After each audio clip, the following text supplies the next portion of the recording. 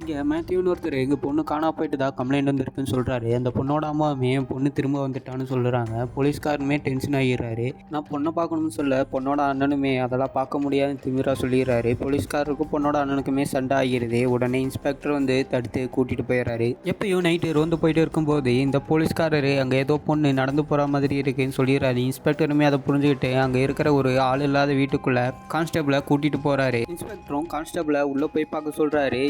கான்ஸ்டபிளுமே பயந்து பயந்து உள்ளே போய் பார்க்க அப்போ அங்கே எதையோ பார்த்து பயந்து வெளியே ஓடி வந்து கீழே விழுந்துடுறாரு. இன்ஸ்பெக்டரும் இதை பார்த்து ஓடி வந்து என்னாச்சுன்னு கேட்க நான் எதையோ உள்ளே பார்த்து பயந்துட்டேன்னு சொல்லிடுறாரு. இன்ஸ்பெக்டருமே உள்ளே போய் பார்க்கும்போது அந்த காணாமல் போன பொண்ணு இந்த வீட்டுக்குள்ளே தான் அவளோட லவர் கூட வந்து மறைஞ்சிருக்கா. இன்ஸ்பெக்டர் நீங்கள் 2 பேரும் என்ன பண்ணிட்டு இருக்கீங்கன்னு கேட்க நாங்கள் லவ் பண்ணுறது வீட்டுக்கு தெரிஞ்சிருச்சு, அதனால நாங்கள் ஓடி வந்துட்டோம், எங்கே போகிறது என்ன பண்ணுறதுன்னு தெரியல, அதனால நாங்கள் இங்கே வந்து மறைஞ்சிக்கிட்டோம், எங்களோட அண்ணனுமே வெளியே தேடிட்டு இருக்கான், அதனால தான் இந்த இடத்துல வந்து மறைஞ்சிக்கிட்டோம்னு சொல்லிடுறா. இன்ஸ்பெக்டரும் போலீஸ் ஸ்டேஷனுக்கு கூட்டிகிட்டு போய் விசாரிக்கிறாரு. அப்போ அந்த பொண்ணு நான் லவ் பண்ணுற பையனோட ஃப்ரெண்டை எங்கள் அண்ணன் கடத்தி வச்சிருக்கான்னு சொல்கிறா. இன்ஸ்பெக்டரும் பொண்ணோட அண்ணனுக்கு கால் பண்ணி பேசிட்டு இருக்கும்போது அந்த பையனுமே தப்பிச்சு ஓடிடுறான். அப்படி ஓடிட்டு இருக்கும்போது கால் தடுக்கி கீழே விழுந்தாரான். தலையில் அடிபட்டு காதுலேருந்து ரத்தம் வந்துடுது. இதோட பாட்டு வேணும்னா கமெண்ட் பண்ணுங்கள், மறக்காமல் சப்ஸ்கிரைப் பண்ணிடுங்க.